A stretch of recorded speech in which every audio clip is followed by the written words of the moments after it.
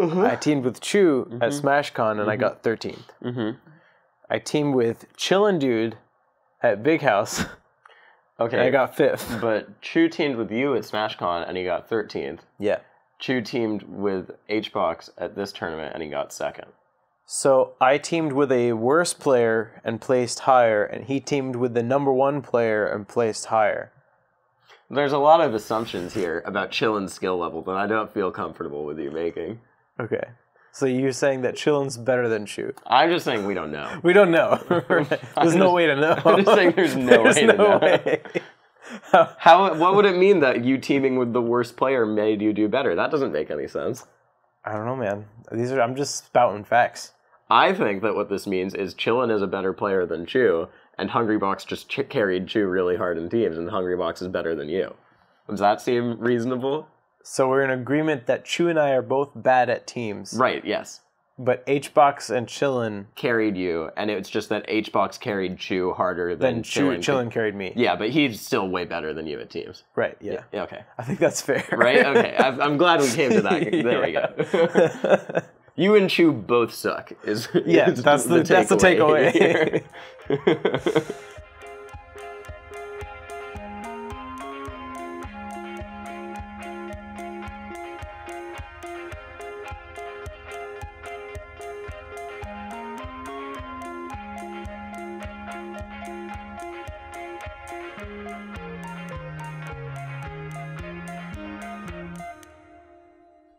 Hey guys, welcome to episode 25 of Analog, where no more than 20% of your tilt turns become dashbacks, thanks to the latest build of the 20XX team's Arduino adapters. Yeah, we'll get into Arduinos, but we're going to talk everything Big House. It's our quarter century episode, which is sort of crazy. That's right. We've officially been doing this for 25 years. Yep, exactly, for 25 years now. That's what our release schedule is like. Yep. That's what it feels like when I'm editing sometimes. God.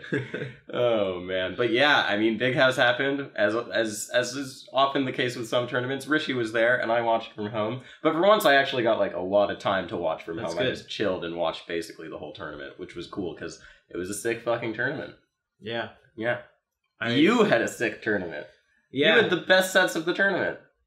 Yeah, probably. The 2 best sets. I think so. Some people are saying that Mango and Leffen was the best set of the tournament, but I think it was definitely one of the most hype, but Leffen was just not playing well this tournament. Also didn't go game 5. Yeah, it didn't go game 5. So it wasn't as hype. But yeah, my sets with lloD and Zain, of course, were intense. Yep. I was listening to it muted most of the time, or watching it muted, because I was just watching while my girlfriend was watching TV, and I was just like, we were just watching TV together, and I was chilling and had it on my phone. Yeah. So I didn't hear the commentary, but when you and lloD came up, I was like, God, I fucking wish I were commentating this set. I have so many things I could be saying about this set right now. I don't think the commentary was super strong on that. The set actually... I knew you would have watched it back already. I haven't watched I watched part of it. Okay. Like, I watched part of the end. But I watched the very beginning and, like, the very end. And the set actually started off with no commentary. Oh, that's so... No one was there. Right, because you were on the side stream. Yeah. Oh, and then it was Parzival and someone else yeah. that ended up... Yeah, I saw a lot of good stuff for Parzival's commentary in chat. But I really wanted to be watching because... I mean, you guys always have great sets, and I wanted to be like, oh my god, this is like MDVA Invitational. We literally just talked about that last week. We talked about that last week. That was the last time lloD and I played in tournament. Exactly, yeah. So. And then when you guys got to game 5, and you looked like you had control through most of the set, which is how it looked at the MDVA Invitational too. Yeah. And then game 5, lloD just runs away with it, and then as soon as you got to that high percent, and lloD was at 2 stocks, I was like, oh my god, it's gonna fucking happen again. It's actually gonna happen again. Rishi's gonna make this comeback, isn't he? Yeah. And you did. Yeah, it was sick. He punishes me so hard for being lazy on, like, towards the end of games, because he starts turning it up too. He's like, somewhere in the deep recesses of his mind, he's like downloaded parts of me, and those parts start coming out. But then there's a deep part of my mind that's like, he doesn't know how to deal with any of this stuff. And then I pulled that out in the last moment. When I watch my own sets, I can usually predict things that are happening as they happen, because it's my natural reactions. But as I was watching myself on like the last stock versus lloD, it was like a totally unrecognizable. You didn't have any idea what was going to happen. That's really sick. That's really, really cool. No, I mean, it was, you guys were still pretty even, and then there was that one combo where he just read your jump and up aired you out of your jump, and it was like, I was just like, Rishi lost. Yeah. That's it. It's over. Yeah. But then I thought back. I was like, no. And then immediately after that, you did the crazy double turnip recovery. I was like, holy shit, it's happening again. Yeah, it's happening. You know, it's funny because when Armado played Music King, he had a very similar combo to how lloD nearly finished that game. Yeah, yep. But I think he did like a forwarder instead of an up air. But I think my DI was too high for him to catch me with forward air. I was thinking in my head, I was like, thank God that wasn't a forward air because I would be off stage right now. Oh god. But yeah, I mean, I was talking, I tweeted this, I was like, why the fuck does Rishi just have the best sets? Because you had an amazing set with Zain too, which you weren't able to clutch out, but again, almost clutched out with a crazy comeback, and then you dropped it at the very end. Both of those sets were so evenly matched, and everyone involved was playing really well. And actually, so sometimes most of the time I wear headphones when I'm playing. In both those sets, I didn't have headphones on, but like the crowd didn't distract me at all. I felt like I was totally in the zone for both of those sets, which is a really cool feeling. Well, it was really funny because I was watching it, and sometimes when someone's playing their friends or their family, they'll be really animated. And during the lloD set, you weren't animated at all. You were super locked in. And for most of the Zain set, that was true. But there were 2 times when you just went... And one was when he up-B'd you out of winning the set. Yeah. And you just went...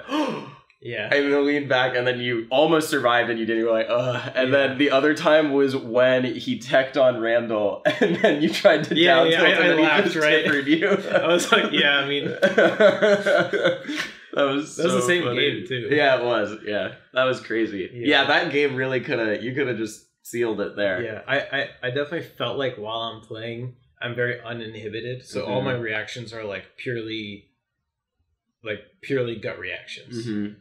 Which is cool, like in retrospect, because after the set, I checked my Twitter, and that's when people are saying like, "Oh, this set was so sick! Like everybody played so well," and that's when it kind of like contextualized in my mind. Because while I was playing, I was just like trying to play the best that I possibly could, right? And I didn't really think about how it was being perceived outside of the set, right?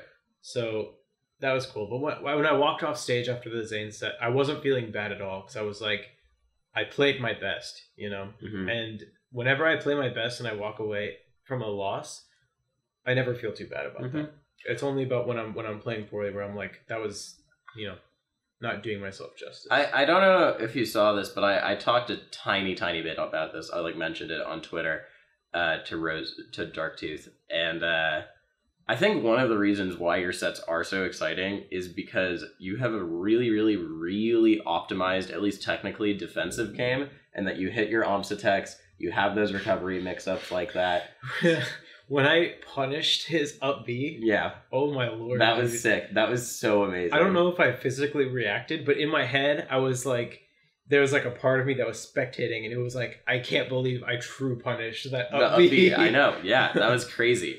And so the fact that you like, players hold on, but you very evidently are literally like holding on with all your might to the stage, and that makes it really hype when you're about to lose, and then you can see like, holy shit, he hit that, he's alive. So yeah, I think that's part of it. I did rewatch the whole Zain set, and I was like, that was such a sick set, because it literally kept going back and forth. Even the 6-minute Dreamland game was so intense, because we both lived to... I was at like 240 something, and he was like almost 240. Well, he was at 240, and you were at 240, and he was at 90, and you got him all the way up to like 220 before he killed you, which was sick. Yeah, it was awesome. What good crazy sets, dude. I think by my account, probably the 2 best sets of the entire weekend. That and Fiction versus Bananas was also a sick set. I didn't get... I was like watching it in my peripheral. I did see I watched the clip multiple times of Bananas 0-deathing him with Sopo. We did like the back throw runoff up air to catch the double jump. Bananas is pretty sick sometimes. Because I wasn't watching him very closely throughout the tournament. Obviously, nobody saw him play Plup, so no one can really comment. Hugo apparently sucks at this matchup. Bananas seemingly just outplayed Fiction. But then when I watched Bananas play Zain, it was like Zain was fighting one of the MDVA ICs. Yeah, I think Fiction, for all that we've made fun of Fiction on the podcast, don't let this set make you think Fiction isn't amazing against ICs. Yeah. And he's said that he's gotten annoyed that people have brought up his videos, and it's like, oh, IC Slayer. Obviously, people were going to bring it up. Right, but it is like, I understand why he's annoyed, too. I understand. Because he is probably one of the best Foxes in the world against ICs. Yeah. Like, he's amazing at the Even against matchup. Bananas, like, in the few snippets that I saw, like, he was doing things that other Foxes wouldn't do. Yeah. Like killing Nana off an upbeat. And I think he, that was great. He does that all the time. I mean, he choked, too. I don't know. If you were watching that set, not only like, in the Game 5 scenario where he got beat by Sopo, but also just, like, when he was winning at other times, there were very obviously moments when he choked. And he said that, and I do believe him, because it was pretty evident in his gameplay that he just sort of started falling apart. Yeah. But it's like,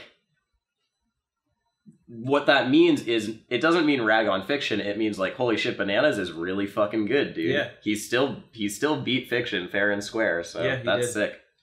Yeah. Fiction and I got some good games this weekend. We played friendlies throughout the first couple of days, and then we played in bracket. Yeah, I didn't catch that one, actually. Did he reverse 3-0 you?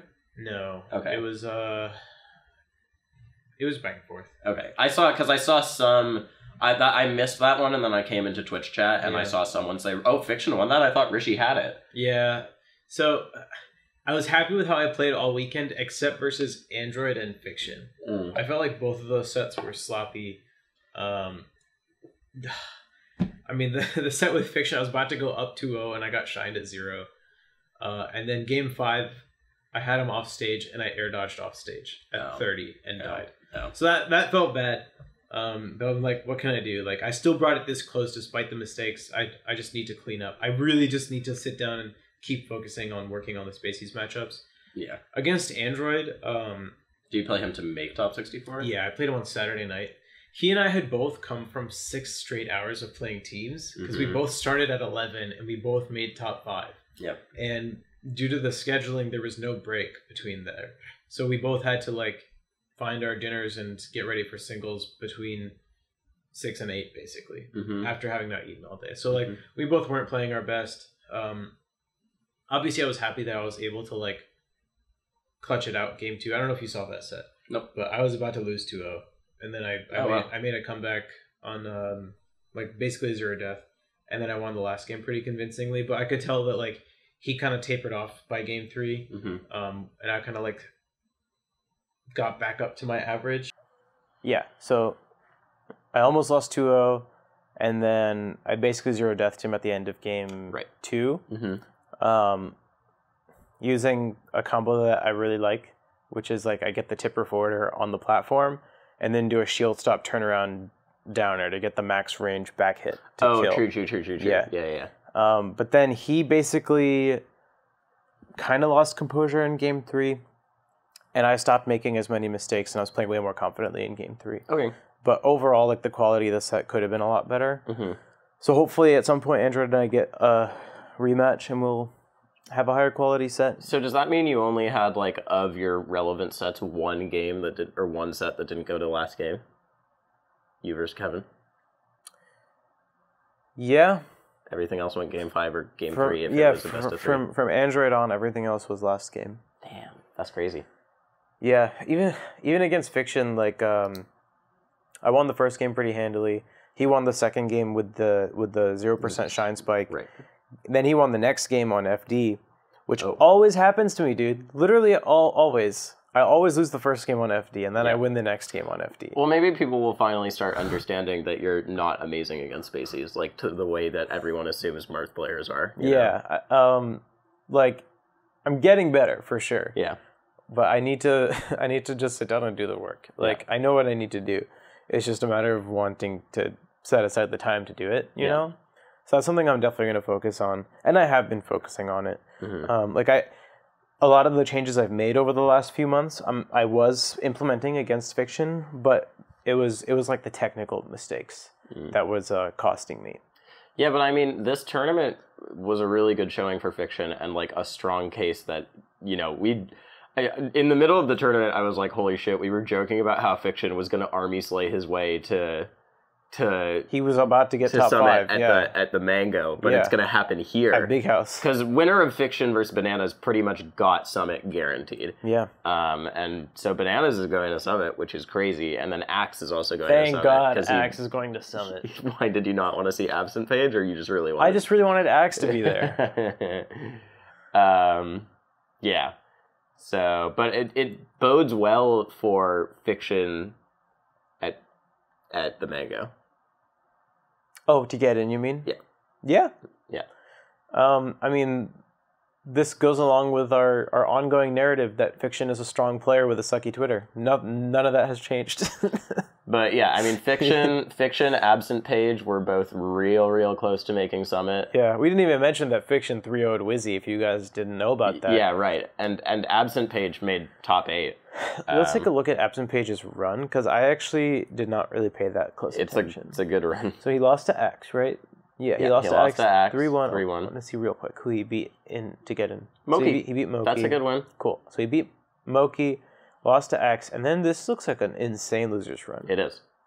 Iceman, Triff, 3-0 over S2J, 3-2 over Chu, 3-1 over Gatsu, and then he loses to Zain. That's solid. Yep, and then Gatsu too. I really wanted Gatsu to make Summit because Gatsu is so sick. Damn, dude, if Gatsu beat Absent Page, he would have fought Zain again. And then he would have played Bananas. If he beat Zain twice, he would have played Bananas and then gotten guaranteed top 4. Yeah. Gatsu was inches away. I mean, beating Absent Page is certainly doable for Gatsu. Yeah. He's finally, you know, in the interview I did with him after he beat SFAT at Shine, he said, I said, like, everyone said you're good for so long and you're just super underrated and have never been able to make it count. Does it feel that way to you? He's like, yeah, this feels more just like how it's supposed to be. Yeah. Like, it should have been this way a long time ago. At some point, all the work that you put in starts paying off because it's like it all clicks at the same time. Yeah. That kind of happened with me around the same time too. At least that's how it feels. Where it's like you've been putting in all this work. I was a little surprised that Gatsu beat Zain. Like, obviously I knew it was in the realm of possibility, but I just assumed that Zain was going to clutch it out because I believed Zain when he said he was going to be sick versus Falcon by Big House. I guess. Did you also believe when Westfall said he was going to be sick versus Marth? No. But he beat Pew. And then he lost to Luna. Yeah. Yeah, he did. It sort of... Kevin lost to West for 33rd. Yeah. Which is nuts. That is nuts. Yeah. I don't know what to say about that. There's a lot of sad things down in the lower part of bracket. Nico went game 5 with none, dude. Oh, I didn't even He had to play none for 33rd, and he went game 5. So he lost to SFAT and none. Yeah. and then also like Moki had to play Plup for 33rd. There's a lot of sad shit. None got 3-0 by Plup. Lucky got 3-1 by Plup. Yeah. Luna got 3-1 Spark by Plup. got 3-0'd Spark 3-0'd Shroomed. Which I did not know about until 30 minutes ago. Yeah. That's crazy. Yep. Duck, after coming off of a double Sheik loss from Shine, was really excited to talk about his new ways of fighting against Sheik. He says he's I think his tweet said something to the effect of he's happy about how he's approaching Sheik now. Yep. But that was it. So, good job, Duck. Yep. What else? Cal beat Ryan Ford, which is pretty crazy. And Chillin. Dude, Chillin beat 2.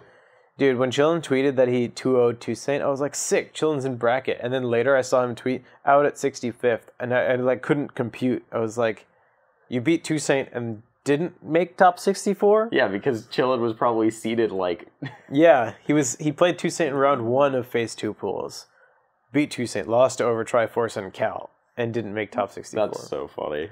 Toussaint also got 65th, losing to Chillin and Sharks. Definitely... I know he wasn't happy with that. Yeah. Do you know if Cal went Fox? I think so. Any idea? Because he was like trying to be a Sheik main for a little bit. I think so. Speaking of Sharks, so Sharks played Ringler at this tournament. And I saw him warming up. I was like, yo, you want to play? Because I wanted to brush up on some Marth Ices. And I asked about the DK, and he's like, yeah, I'm playing Ringler. So I was like, dude, DK destroys Ices. And then I sit down, and I beat him with my DK, as I do. But then I talked to him about how to beat DK, and I tell him to not approach, because DK can't approach Ices, because he kept running at me. Yeah. And then he beat me in the next game. And later that day, I'm on Twitter, and I see Ringler tweet, I'm done with DK Ices. He's like, I'm going Zelda from now on. Ringler is such a weirdo. So I talked to Sharks later. He was like, yeah, you were way harder than Ringler. That's really funny. But I mean, I'm probably just as easy for him to beat as Ringler now that he knows not to approach DK. Yeah, so smart little piece of advice there. So, dude, there were so many DKs at this tournament. Yeah, dude, Hugo almost lost him. I mean, he did. He won 2-0, but they were close games. They were close fucking games. And then you played Tutran later, right? I played Tutran in a bunch of friendlies. I was beating him in the vast majority of them. But so the thing is, his punish game is definitely better than mine because he knows he's a DK main, right? But he would do something to me, and then I had now learned this new punish. So you were evolving. So I was evolving. So I learned a lot. I learned a lot from playing Tutran. And Tutran explained to me that 3 DKs were all in the same pool. So I mean, there actually should have been more DKs. Speaking of characters, do you know how many Ices made top 64? Oh, we're going to play this game again? Yeah. Okay. Although naming them would be really hard. No, I can do it. Chew. Okay. Diz. Army. Bananas. Boyd. Sharks. Yep. 6. Do you know how many off the top of your head? Yeah. Okay. It's not 6. No. Okay. You have more. Damn it.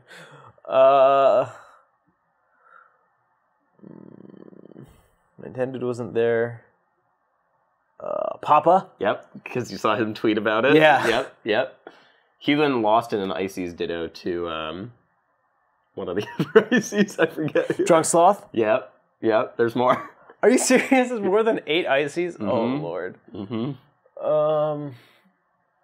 More than 1/8 of top 64 was Ices. That is not proportionate character representation of our meta. Statistically, that's not. Yep. Here, let me look. Avert your eyes. Okay. Because I saw a tweet about how many there were. Who's the 9th Ices that got top 64? Is it someone obvious? Oh, I can't remember who it is anymore. I just knew how many there were. So let me look. Okay, it must not be obvious.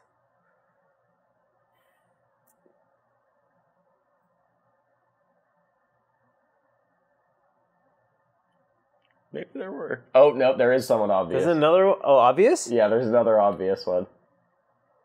And then I thought there were 10. 10? I saw a tweet that said 10, but is it just 9? It might be 9. I already said Diz, right? Yeah, you said Diz. And already. I said Chew, Army, Sharks. You got Boyd. That was a Bananas, good one. Boyd, Papa, Drunk Sloth. It's a very obvious one. He had a big. Oh wait, no, I know. It's Flipsy. Yeah. Flipsy. Good job. Good shit. I heard there were 10 though, but what a tragedy that I was able to name all 9 Ices in the top 64. This is a sad day. Yep, but lots of Ice Climbers players at this fucking bracket. I was talking to EE backstage during top 8. Just about Ices and wobbling because people were talking about it, and he was telling me a story of how he was Ubering to SmashCon while it was raining, and he just saw some kid who looked like he played Smash, and he told the Uber driver to stop and let the kid in if he was going to SmashCon. So the kid got in, and he's like, "Oh, so how's your SmashCon going?" He's like, "Oh, it's pretty good. Mango. I beat Mango yesterday." Yeah. And he's like, "All right, come on, man. Like, you don't need to lie." He's like, "No, I did." But I will say, the reason why that seems like a lot is because for a lot of tournaments, you'll talk about top 32 instead of top 64. And of those Ices, I think 5 of them did not make top 32. So, dude, still. It was, more than 8 in top 64? It was 4 in top 32. Because in top... That's still 1/8. In top 32, it was Chew, Right? Bananas... no, I don't... Did Drunk Sloth make top 32? I don't even think he did. Did Drunk Sloth make top 64? It doesn't look like he did, actually. Oh, no, Jay, what happened? Yeah, so... Oh, that sucks. Maybe it was only 8 Maybe ICs. it was 8. Still, that's a clean 1 out of 8. So was it only... 64. Yeah, so it was only 3 ICs in top 32. Oh, okay. Chew, Army, Bananas. All right. So it's a little more In all reasonable fairness, there. Sharks did knock out Papa, and Chew did knock out Army. Yeah, but what was really funny, I did see a tweet about... Because people were like, this supposed bad character just beat a specialist at beating the character who plays the best character in the game. What are we talking about now? Yeah. And it was like, Ices only lost to other Ices, Peaches, Puffs. That's so funny. Or Kelly Smith, who then immediately lost to Chudat after eliminating Boyd. And Zain. Knocked up Bananas. Oh, and Zain, yeah. But up until that point, it was legit. That's Look, so okay, funny. Boyd, Oh, no, Boyd dude. loses to Kells. Yeah. Who did Kells play? Fox? I don't know. Probably Fox. But, like, Sharks loses... So, Papa loses to Sharks, and then Sharks loses to lloD. lloD. Flipsy loses to Cobb. Like, they only lost to those characters. Jeez, dude. Yeah, the fucking Ice Climbers were out. Triff beat Diz. Strong. Yep, Triff beat Diz. And then in winners... Army loses to Hungry Box. Yep. Bananas loses to Hungry Box. Chudat loses to... Leffen. That's the one where... Apparently it was close. Really? Yeah, that's what Chewy told me at least. Oh, good. I'm glad we're trusting the word of Chudat. Well, he does say a lot of things. So you're right. Maybe we shouldn't. Talk about that after the break. Sure. I think that's about it for Big House. I stopped watching after Mango got out. I was at trivia, and as soon as Plup went up, like in the third game, I was like, well, I know how this is going. Yeah, Zain and I were exiting the venue. We were like trying to make sure we were not in the room when the set ended. We saw that it was last stock, and we were like, we need to go now. Because we were still talking to people. We're like, yeah, we're out. And then we left. And Zain missed the top 8 ceremony. A few other things happened. Shiz beat Westballs this weekend. Wow, Westballs lost to a Falco? Yeah, right? What? Cody lost to Android, which is super surprising to me. And Sharks.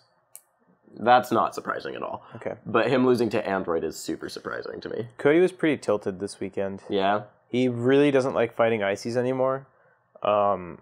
He also got really tilted in teams because he and Toussaint lost to Blea and Shiz, and then they lost to me and Chillin. We made like a big comeback on game 3, and I heard Chillin talking about that on commentary. Yeah, and Cody was not happy. Yeah, you got 5th in fucking doubles too.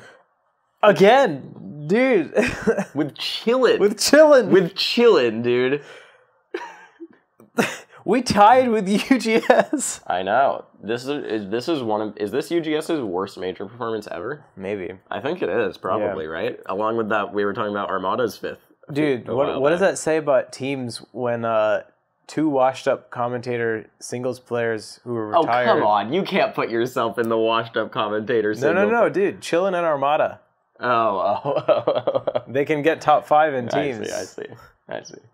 One thing that is important... Wait, did they get 5th? Yeah. Who got 4th? Mewtwo King or Westballs and Plup. I thought they got 3rd. I'll pull up the bracket. They beat someone else. They beat... Let's see. Oh, yeah. Absent Page and Fiction. That's right. Yeah. I'm really happy Plup Balls is like a strong team again. Or now, not I saw again. some funny clips. Westball's forward smashing yeah, Plup. and still winning. You know that in that situation, if you just hold shield, you'll shield before the Falco F smash hits you. That's sick. Yeah, most of the time. Yeah. Also, he could have just... If Plup had an up thrown and still gotten hit by it, it wouldn't have mattered. Yeah. And Westballs did end up winning. Dude, Chillin and I went on a run, first of all, because we started off the bracket in losers. We lost to Diz and Kobol on day 1. So all week we were talking about teams, and I was like, is anybody good in our round 1 pool? He's like, nah, I don't think so. So we didn't practice or prepare. And then we looked at our pool sheet, and Cobalt and Diz were there. We're like, oh, maybe we should have practiced. And then we lose game 3. But then we start off, and we beat Wife and PGH Carroll. We beat Kimchi. Wife and Carroll teamed? Yeah, they did. That's amazing. Yeah, we beat them pretty bad because Double Peach sucks. Yeah. Wait. They went Double Peach? Yeah. That's so funny. I think they tried Peach Fox the next game, game 2. God. Then we fought a double Pikachu, Kimchi and Anther. Then we beat Ryan Ford and Army, IBDW and Toussaint, and then Wizzy and Abby for top 8. And then Blaya and Shiz, and then Shiz made top 8. Yeah. Blaya and Shiz made top 8. Yeah, dude. Look, I think they got the mango bracket. Yeah, they got the mango lucky bracket. So they beat Critias and Fizz for phase 2, and then they beat Cody and Toussaint, and then they lost to Chewbox, and then they beat Drunk Sloth and Gatsu for top 8. That's hella funny. Dude, so apparently Chillin told Chew that he was teaming with me at this tournament, and Chew's response was like, oh, Rishi sucks at teams. Because Chew and I got 13th at SmashCon. And obviously that's my fault, right? Yep. So now we have some statistics to compare. I teamed with Chew at SmashCon, and I got 13th. I teamed with Chillin Dude at Big House. Okay. And I got 5th. But Chew teamed with you at SmashCon, and he got 13th. Yeah. Chew teamed with HBox at this tournament, and he got 2nd. So I teamed with a worse player and placed higher, and he teamed with the number 1 player and placed higher. There's a lot of assumptions here about Chillin's skill level that I don't feel comfortable with you making. Okay. So you're saying that Chillin's better than Chew? I'm just saying we don't know. We don't know. There's no way to know. I'm just saying there's no way to know. Way. What would it mean that you teaming with the worst player made you do better? That doesn't make any sense. I don't know, man. I'm just spouting facts. I think that what this means is Chillin is a better player than Chew, and Hungrybox just carried Chew really hard in teams, and Hungrybox is better than you. Does that seem reasonable? So we're in agreement that Chew and I are both bad at teams. Right, yes. But HBox and Chillin carried you, and it's just that HBox carried Chew harder than Chillin carried me. Yeah, but he's still way better than you at teams. Right, yeah. Okay. I think that's fair. Right? Okay. I'm glad we came to that. There we go. You and Chew both suck. That's the takeaway. Yep. Oh, God. Hey, the last thing I want to say before the break is at Shine, I said something that I've heard on commentary before. I said, one of the reasons Grab and Go always does down throw into up smash instead of holding is because there's reduced knockback when you hit someone out of a grab. It's true. And that is true, but I was told that I was wrong. And I checked with knowledgeable people and asked them about that, and they said, no, there's no knockback reduction on grabs. Who said that? I'm not going to out them because they're smart. I just like to say that I immediately responded to your tweet with the correct answer. You did. But, I mean, after Shine, I tweeted, I was like, I spread some misinfo on commentary. I'm sorry about that, guys. I'm going to not do that from now on. Shouldn't say things if I'm not sure of them. But I was right the whole fucking time. Yeah, so, it's true. And that is why Grab and Go does that. So yep. I'm a genius. I'm the best commentator ever. Yep. The reason I think that you should do that instead of holding is just because it's faster. Yeah. Like most of the time, if you're in front, you can charge it to make up for the lack of for the knockback reduction. Yeah, right. But you're still correct on that fact. I think it also has to do with a ego and playstyle thing. Yeah. Possibly. Like, PewFat will do the up smash because they know it'll usually work, and you can just up smash and it charge the up smash and it doesn't matter. Yep. Grab and Go are very dedicated to proving that they're better and know more than everyone else. Yeah. So doing that specific setup is, it's good, and they're good at teams. Good. Props to them for being the 3rd best Fox Marth team at this tournament. Presumably. Yeah, that might not even be true, dude. Who knows? Where are they in there's another half. I was like, I'm pretty sure they made phase 2. Did Zain enter? Zain did not. He was supposed to team with... They're there. Yeah, he was supposed to team with Milkman. Wait, where? I'm just not seeing it. Right there. Oh, They yeah. lost to Wavebringer and Ralph. Peach Falco? Or did Rocco Fox? I don't know. So wait, Colin and Kyle made top 8? They lost to Over Triforce and Triff? Colin and Kyle made top 8? Yeah. Good. Yeah. That makes me really, really happy. Cause I'm really surprised they lost to Over Triforce and Triff, because they're traditionally not good at teams. But I'm very happy Colin and Kyle did well, because Kyle's done with Smash. Yeah. He's actually done now, according to him. He said that? Big House is his last tournament. Oh, I didn't know that. Yeah. He really wanted to do well in teams. And Cruise, right? In Cruise. And he was all in on Cruise. He did. I didn't see how he played in... The one time I watched him in Cruise, which was against you guys, he got fucked up. Yeah. Also, it was bullshit. You guys were seeded 6th. I was arguing with people about this. Even if... I don't know why we were seeded 6th. That made no sense. Even if, as I heard, the seeding happens before they knew the teams, then it makes sense to seed MDVA above you guys, maybe. Maybe. There was no reason Midwest should have been above you guys. That was such bullshit. Midwest beat MDVA by 1 stock, and MDVA's team was Zain, lloD, Chu, Chillin, and Wenbo. and Midwest beat them by 1 stock. Can you imagine if it were Zain, lloD, Chu, me, and either Junebug or Jerry? Yeah. I mean, how did they almost lose? How did Midwest not destroy them? Yeah. It's because Chillin's a much better player than... Right, as we've established. Yeah. Chillin is actually... I mean, if we could look at if those players ever teamed with you, for example. Yeah. Chillin's like about lloD. as good as lloD, who's a top 20 player. Right. Yeah. God, why are you so fucking bad? I don't know. We're going to take a break. we'll be back. You saw my tweet about teams. I thanked all my teammates and my opponents for carrying me to 5th 2 years in a row. I give credit where credit's due. All right. We'll see you guys soon.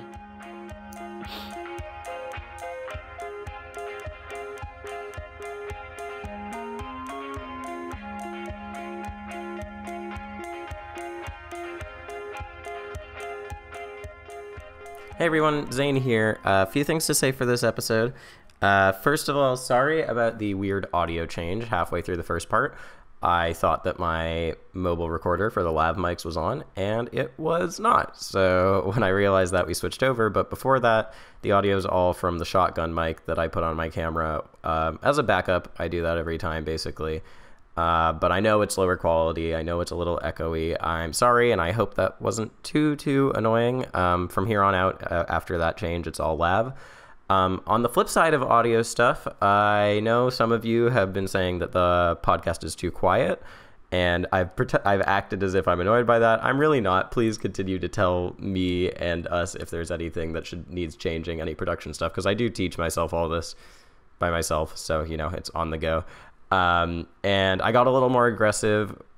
Since my hard drive died a week ago, I got a little bit more aggressive and tinkered some settings with my EQing and my compression for the audio. So it should hopefully sound just like overall louder and better now. You shouldn't have a hard time hearing us. If that's still not the case, do let me know. Even if I pretend to gripe about all that, I really just want to make the podcast as good as possible. Thank you to our patrons, as always. We love you guys.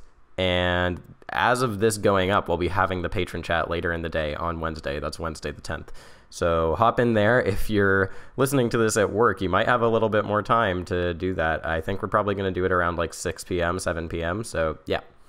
And then the other thing is that Rishi's going to say this later in the episode. So sorry for ruining the surprise.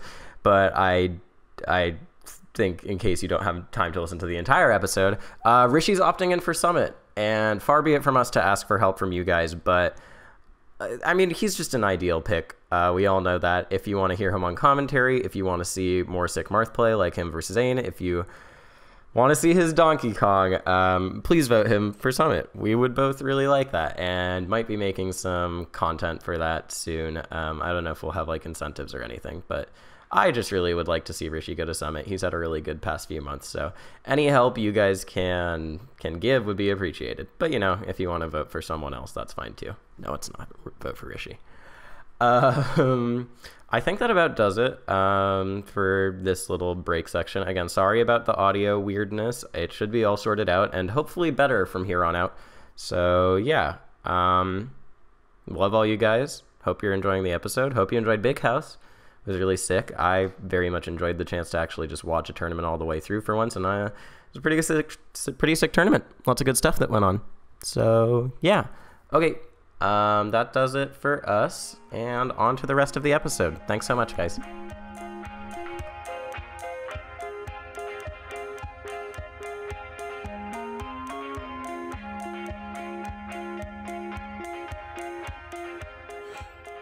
Hey guys, welcome back to Analog, where we have just completed our Big House 8 recap. Mm-hmm. And now we're going to move on to some miscellaneous topics. Yep.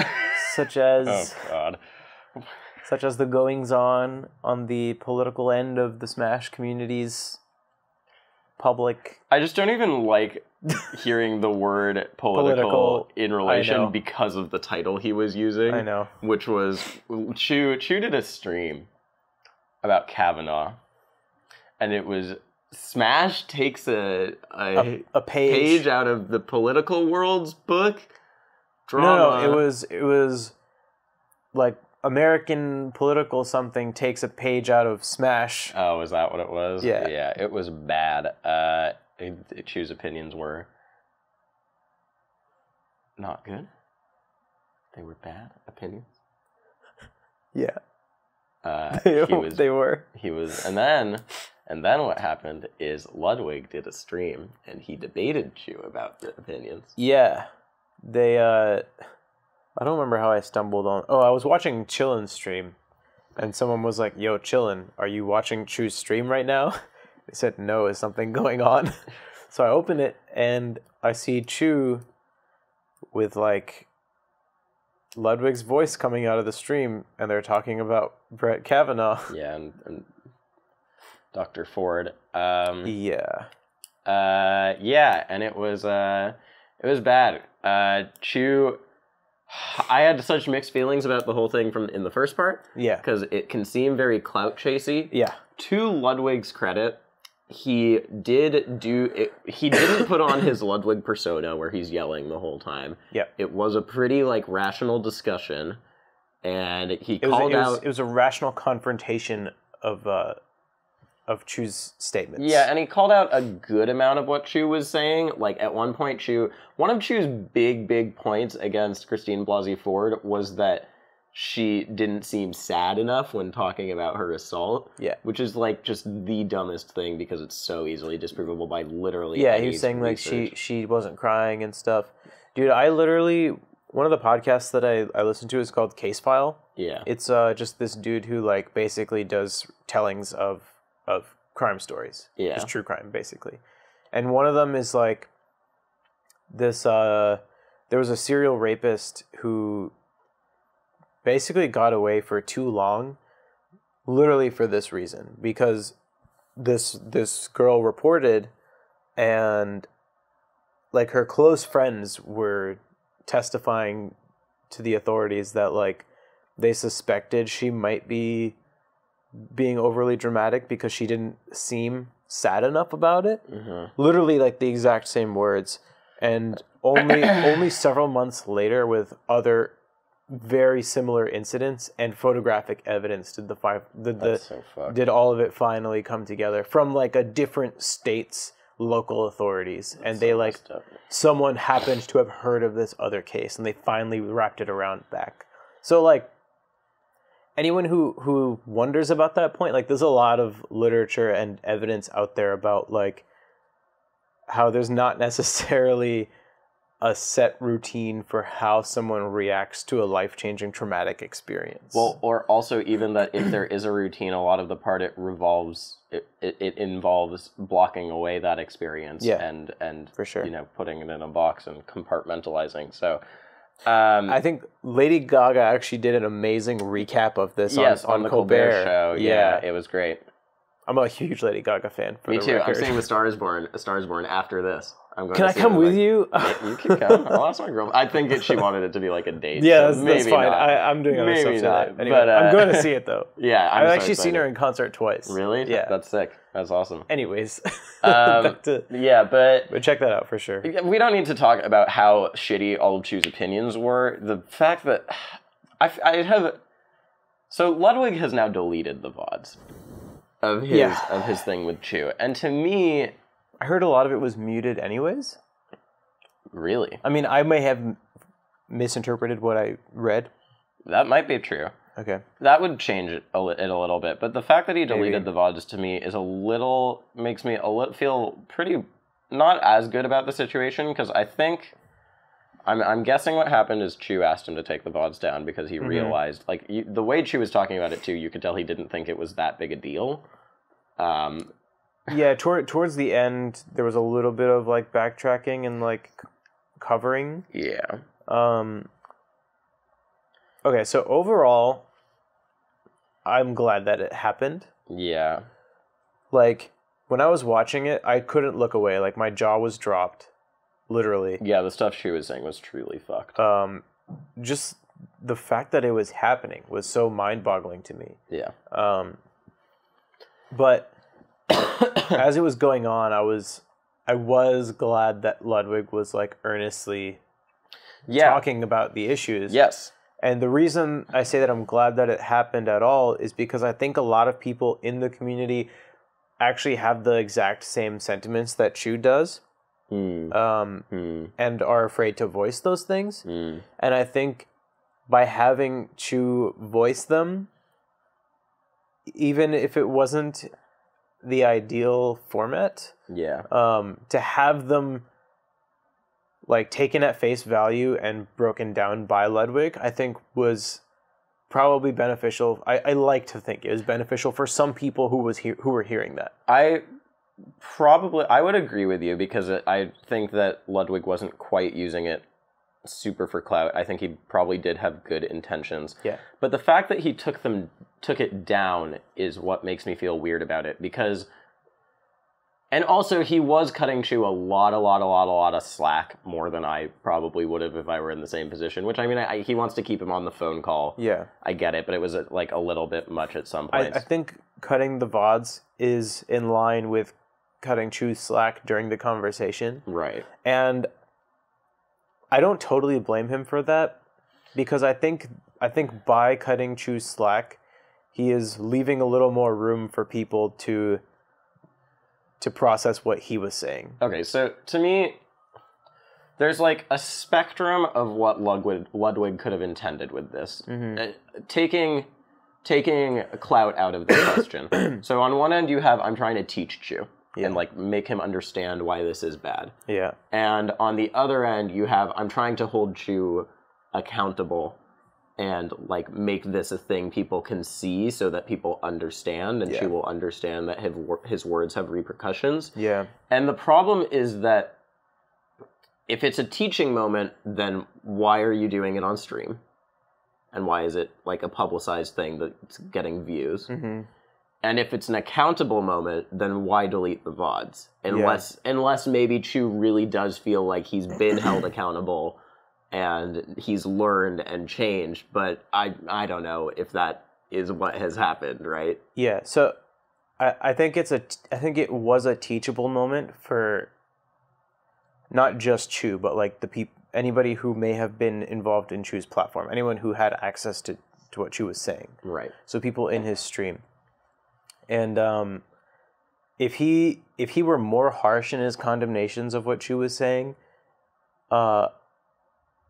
as right as he may have been to do that, it then puts up walls, right? So there's like a practical element to it, like a strategic element of like, of handling it in such a way that people are more receptive to your feedback. Yeah. So I don't think there's necessarily a best way to have gone about it. Like if he were more harsh in his condemnation, he may have been less effective with the people he was actually trying to affect. I don't know. I guess that's the one reason why streaming it's maybe a good thing, is that other people who have the same ideas can see it and potentially be changed by it, or change their opinions. But I don't know. It's a messy situation. I think Ludwig realizes that maybe the way he handled it was not just like, it was a messy situation. Yeah. And so, we make mistakes, and on Ludwig's side, he was trying to espouse good ideas. So I don't really. I think probably people also are more sensitive to it because Ludwig plays into the idea of being a clout chasey guy, and it's like part of his persona that he's always looking for, mogul moves, opportunities. Right. So it's very easy to assume this was one of those, and that would be shitty. That would suck. But I don't know. It is hard to remove that from the equation because the viewers were obviously high, right? But I think that he can have good intentions and also reap the benefits of that getting viewers, and it also being okay. Yeah, it still is. Just it's a gray. It feels icky, right? Yeah, it feels icky. Yeah, but it is interesting too, because it's like, if Chu hadn't decided to just turn on his stream and shit on Christine Blasey Ford, we wouldn't have really known this, that he had these opinions. Like the people at large wouldn't have known. We kind of always know that there are people who think that thing, but I think at least where Ludwig saw there was an issue was the fact that someone decided to use their platform to spread it. That's right, and that's why maybe it required response. Yeah, but it is interesting that it's like, on the one hand, is Chu obligated to tell us about his political leanings? No. But once you use your platform to say it, you've made yourself accessible. Like, people can say whatever the fuck they want to you then you're accountable. Yeah, then you're accountable. Yeah, and Ludwig held them accountable to an extent, in some way. Yeah, so at least there was an attempt made at that. So yeah, but it's recently people just stop. Don't turn on your stream. I think that's what we need to learn. Trillium, Chu. Oh yeah, just. Do, because we learn things and we start making the community a better place. Good for us. Yeah, they talked all about that. Yeah. They did not stop at talking about Kavanaugh and Ford. They talked about Smash stuff, I know. too. Yeah, and that was actually interesting where he did, because when Chu was talking about like how it relates to the Smash scene, I think pretty much everyone assumed that he was going to talk about Nightmare, because he talked about people's lives being ruined. But no, he actually, this is what made it a little bit of a slightly more complex situation, is that he basically said, like, yeah, I think Nightmare, like, seeing that, like, yeah, that's fucked. He was talking about Foe, the Smash 4 player. Yeah, he's talking about Foe. Who, currently, it's unclear, but there have been allegations of sexual assault against Foe, who then one of the friends who was mentioned in the original account came forward and said this is false. Yeah, has like a Google Doc of stuff. I actually haven't seen it. Yeah, and then Foe has said it's false, but I'm not saying anything because I'm talking to my lawyers. And then I think she also brought up the ally situation, which ended in a really weird way too, where it sort of just petered out. Yeah. And Foe and Ally was like, this isn't true. It was clear that Ally had sort of been like not the greatest and a little emotionally manipulative, but maybe some of the allegations against him weren't as true. Yeah. This is a 15-page document. Yeah, it is. Yeah. I mean, it's a lot of screenshots that are big, but yeah, and there's a lot of page breaks. But yeah, so I mean, Tafo tweeted about this too, I think, or maybe it was in a group chat I was with him in, but he was talking about how it's like, yeah, those false allegations are so shitty because it's like, I mean, on the one hand, a false allegation is obviously terrible. On the other hand, it becomes a straw man argument for everyone who wants to discredit every rape allegation. And everyone's seen that graphic where it's like, of all the rape allegations, it's such a minuscule amount that are actually false allegations. Yep. But those are the ones that are held up by people. Yeah, exactly. And the vast majority of rapes are unreported. Yes. That's the main thing. Mm-hmm. So because of stuff like this, right? Yeah. But yeah, another sad, weird situation. I don't know. Well, again, we get better at handling it over time, I think. I'm still optimistic. I don't feel as thank you, by the way, to our viewers, because when I was really, really angry about the nightmare stuff like 4 weeks ago, 3-4 weeks ago, I saw some people in the comments being like, is Zain okay? He seems like really, really sad this week and last week. And I really appreciated you guys saying that. So are you okay? Yeah, I'm fine. Okay, cool. Yeah, I'm fine. And this doesn't distress me as much as that shit did. Yeah. And that should eventually got handled. Eventually. Yep. So. And it's because we talk about it. Not us, but because we as a community talk about it. Yeah. If people had not known about the nightmare thing, then the shit where Trillium streamed wouldn't have happened, because Trillium streaming, it was him going over the Melee Stats podcast with Nikki on it. Yeah. And if the Save Melee gang weren't waiting and watching and Joe2D hadn't clipped all that shit before Trillium stream got taken down, it wouldn't have happened. Yeah. So that's why we have to talk about it. You know? Yeah. Anyways. It's yeah. So moving on, good transition. I don't know what else to say. I think we covered the basics. Yeah. Wavedash shut down, or they're laying off everyone except for like the executives. Basically. Yeah, dude. I mean, it sucks for the people who are working there. Yeah, especially because I know you and I both liked a ton of the people. I mean, Reno worked there. Wes Mogwai, who worked there, is great. Strong Bad. Michael Marino, Iron Stylus is awesome. Yep. Grumpy Monkey from Riot, who is their 3D modeler, is cool. But yeah, they're shutting down because their game is a huge, huge flop. Yeah, I'm going to pull up their statement real quick. I remember, just off the top of my head, I believe their statement said something along the lines of they had a vision of creating a game that they all want to play. So yeah, our mission was to create the game that we most wanted to play and to share it with the world, etc., etc. Sadly, we have fallen short of our goals, and that's the general idea. Yeah.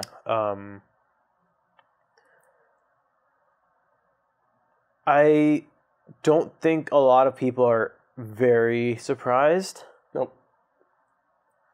Like, that sucks, but a lot of this criticism was kind of there from day one.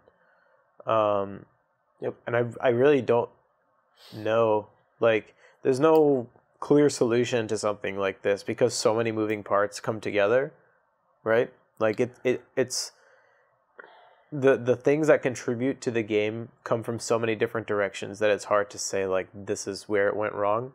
But you can kind of boil it down to like your gut reaction. And I think a lot of our gut reactions to gameplay when we first saw it and when we first tried it, for a lot of people, that gut reaction is what I think of when I hear this news. Is like, I see. I mean, it's sad. And I've seen people who are super anti-icons, like clowning on icons all the time, being like, guys, this sucks. Good people lost their jobs and they are living in San Francisco. It does suck. Where you need money to... Yeah. And this only makes other projects like this in the future that may have had better chances at succeeding less likely to ever happen.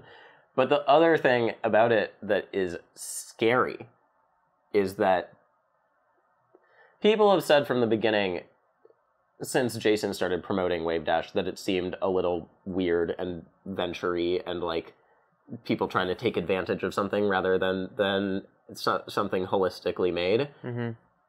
But guys, okay, if you look at the talent on Wavedash, you have Strongbad, who there were problems with PM, but it was the most downloaded mod game in the entire world. Yeah. You have... And he was like the lead developer. Lead developer. You have Wes, who worked at Riot for years.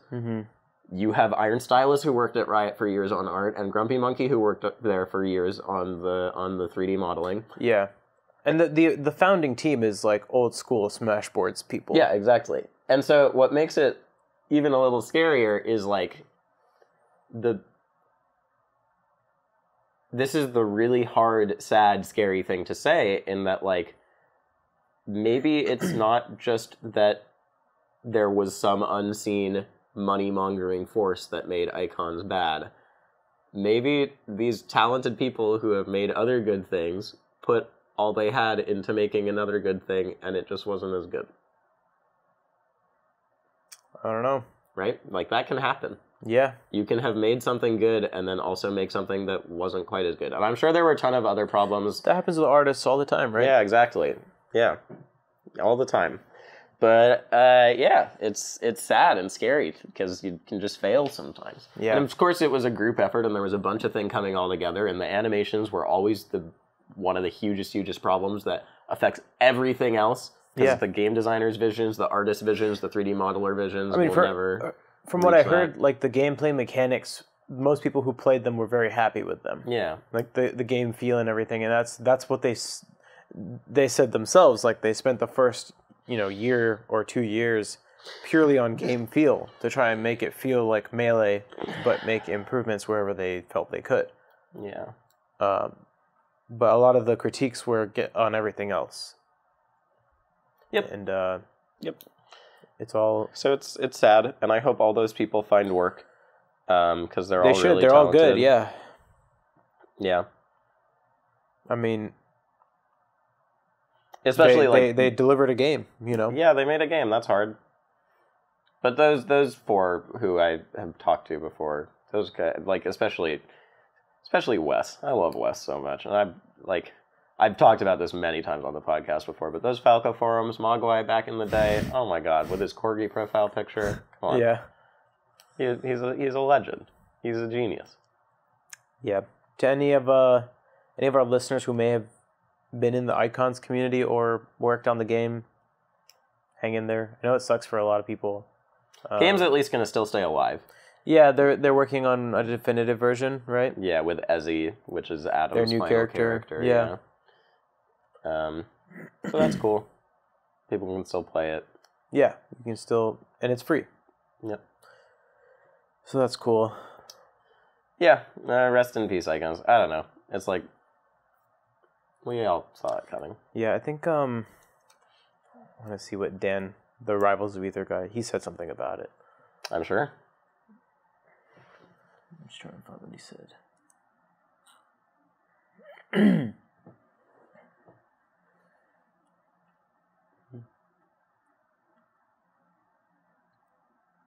Yeah, just nice stuff.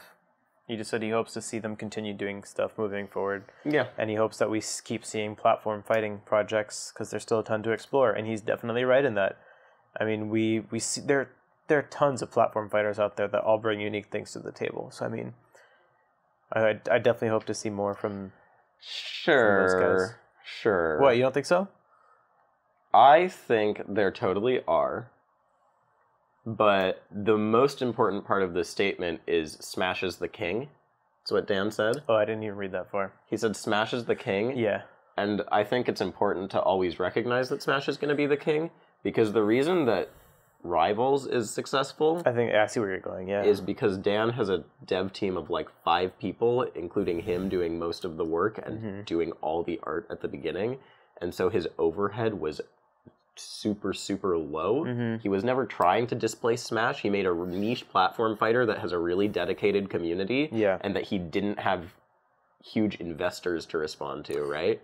Yeah, for Icons, I did feel like part of the goal was replace Melee to an extent. Just like as an esports, like a more esports ready version where we would have dev support and stuff. And that's one of the reasons it failed. That's one of the things that makes me really nervous about Ultimate, dude. Is that's what they're trying. The people have said from Nintendo, like, we hope the Melee players switch over. Anytime someone says we want Melee players to play this, I mean, I'm not worried about that because I always get nervous. I'm not worried because Melee players are just going to play it, and it seems more fun than Smash 4, and they'll just support it, and then they'll stop supporting it, and we'll just go back to how we were, but we'll have had a little bonus. I'm just saying that, like, history has made me cringe inwardly a little bit anytime I see that. Sure. But yeah, I mean, Icons was a Well, certainly, it changed how stuff felt. Because it was the first one that you could tell was trying to be that esports thing. Yeah. But, guys, learn from Dan Fornace? Fornace. I think that's how you actually... Fornace. No, it's Fornace. It's like a hard C. Fornace. Learn from Dan, because there's a reason why Rivals is the most successful second one. There's also a reason why PM was the most successful non-Smash, because it was a not made by Nintendo platform fighter. Yeah. It's because it was a team with no, they didn't have to get paid. That's why, right? Yeah. That's the scary part, which sucks. Yeah, it does suck. It sucks, but that's why it was successful. Yep. Because they just made it. Yep. Yeah. I've talked to Dan a little bit about Rivals too. Mm-hmm. Some cool ideas. I think Rivals is one game where he really could make a sequel to it. He's going to. Yeah? Yeah. That's awesome. Yeah, that's sick. Because he's almost done with Rivals now, right? I feel like they are done. I mean, there might be a balance patch or something. I saw him saying that they're working on the final version. I believe it, yeah. That's sick, dude. I mean, Rivals has been around for over 3 years now. Because I started playing literally 3 years ago. It was October 2015, I remember. Yeah, it's a sick game. It's cool. Rivals is fun. Yeah. Alright, I guess we only have one thing left to talk about. Yeah, one thing left. I already feel nervous, dude. Why? Because I'm opting into Summit this time. Yeah, let's fucking go. Yeah. Rishi's opting into Summit. Yeah. I'm so excited. We've been talking about this for 3 weeks now. Yeah. 4 weeks. On and off. And it's just been Rishi being I don't know, should I opt into Summit? Why, I don't know. It seems like a lot. I don't know if I get in. I was just Rishi, you're going to fucking get in. I hope so. But we want you guys to help, absolutely. Yeah. And vote for Rishi and spread the word and everything. Yeah, so I did decide to opt in. At the time of this recording, it's 15 minutes away when I actually needed to do it. We tried to... I got over here at 3, and Rishi was I'm going to opt in immediately at 3. I'm going to post my shit up.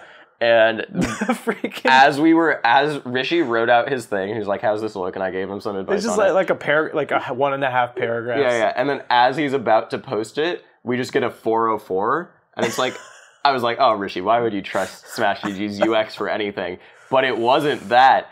Smash Summit, the tournament, was deleted. Yeah, so we literally, it was object not found, object not found. Smash Summit 7 got erased from Smash GG. We looked up Smash Summit and it was not coming up. Yep, that was really funny. But yeah, I think this guy's a shoo-in for Summit. I think you got Tri-State support behind you. You'll rep Tri-State. Tri-State did really good in the crew battles, like we said, or, you know, people are idiots and thought, well, you wouldn't do that well, but they did that well. Succeed, baby. Yeah. We lost by 1 stock. Yeah, I know. Man, I know. Although Kyle did beef it pretty fucking hard, so. Because of our strategy. Oh, God. That's actually something. I was so mad about this. This is the one thing I'll say. Because they sent Kyle in instead of Zach? No, that was smart. And Toph kept shitting on it on commentary. But the thing is, okay, so it's Kyle and Zach left against Moon and Toussaint, right? Yep.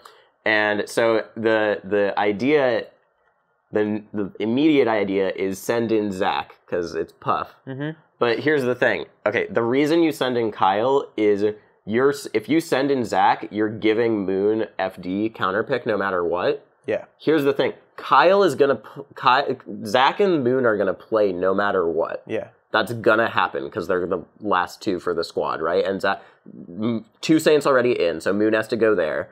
So unless Toussaint beats Zach and Moon are going to play. Yep. By sending in Kyle, it's the only way that 1, you might get the counter pick for Zach, and 2, Kyle gets to play Toussaint instead of Moon. Yeah. It's absolutely the correct strategy. Because he did not want to fight Moon. Yeah. The benefit of Zach, the idea is, maybe Zach would have 4-stocked Toussaint, and then he could trade stocks with Moon, and then Moon would play Kyle. But Zach's not going to 4-stock Toussaint. That's too much of a risk. Yeah. Especially because then you're giving Moon his counterpick. Right. And of course, Moon counterpicked Battlefield because he's not amazing at the chain grab.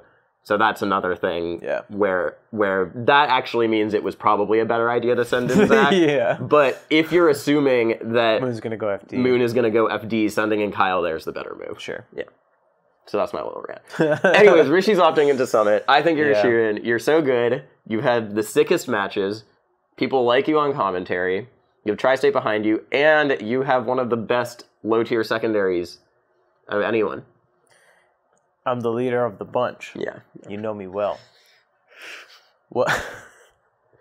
They're just not going to... If you get in, they're just not even going to let you play the R. I know, dude. I know they're not going to let me. That's the saddest part. Well, in any case, I'm taking it one step at a time. So, I mean, right now we have to do our Twitter nominations thing. Mm-hmm. So if you guys see the tweet, obviously I appreciate the support. Honestly, you should start making it more known that you're good at every character. Yeah. Yeah. You should do another Iron Man stream or some shit. Maybe I will. Dude, I forgot to mention this. Pew Pew and I did a first to 5 of his random versus my DK, and I won the first one, and we did a run back, and he won the second one. They were $10 each, so we went even. Awesome. That's really cool. It was so fun. No, but I don't know. You have this big selling point that you play all the characters, and you're pretty good at all of them, especially DK. And people know that, but people haven't seen it as much as they should have. I guess that's true. I feel like that's not even my biggest draw. Like, I really want to commentate a lot. Mm-hmm. Like, I want to play Mafia again. Oh shit, I have to get back to my forum Mafia game. And, I don't know. I feel like I have a lot to gain, and I feel like I have a lot to offer Summit too. I really liked it as a coach, but I think I can do way more as a player. Yeah. So... yeah, I appreciate any support. I'm not going to be super annoying about it on the podcast as much as I can. Obviously, we'll update you guys as time goes on. We might have some stuff in the works. We'll see. But I definitely am going to need people's support because while I'm working, like sometimes my work days get really long, and I'm not going to be able to stream while the voting is closing, which puts me at a little bit of a disadvantage. But I'm going to do my best given the circumstances. I know a lot of people are supporting me, and I appreciate that a lot. And we'll see what happens. Yeah. If I get in, then it'll be awesome. Yeah. And that would be, that's going to be my last Melee event for the year, because then, then there's a long break until Genesis, and who knows what's going to happen with Ultimate. And you're not going to Don't Park anymore? I'm not sure yet. I'm not sure. I'm on the fence. Before anything else, I want to put my all into the Summit campaign and see what we can make happen. Yeah. So. Yeah. Sick. That's it. I'm going to put that at the top of the episode so people know immediately. Sure. When they watch that you're opting in. Yeah. Vote for Rishi. Should make vote for Rishi shit. Yeah. Because you have a benefit of you go by your name. So it True. actually I know it seems really basic, like why don't we make vote for Mango shit, but vote for Rishi, it's your name and it's vote for Pedro, and yeah. Anyways. Right. We got some stuff. All right. Thanks guys for tuning in as always. Yeah. This week is our thingy. By the time you're listening to this episode, we've already decided when we're doing our Patreon live discussion. Yeah, we've asked the patrons and they've been useless. So. Yeah, they've been useless. So we're just gonna pick a day. Yeah. But if you guys are missing out this time around, of course, patreon.com/analogcast and analogcast everywhere else. Yep. And we might be on Spotify soon. Oh yeah, because they changed that. Yeah, I'll work on that. They're fixing it, so we might get that working. Yep. All right. See you guys. Thanks.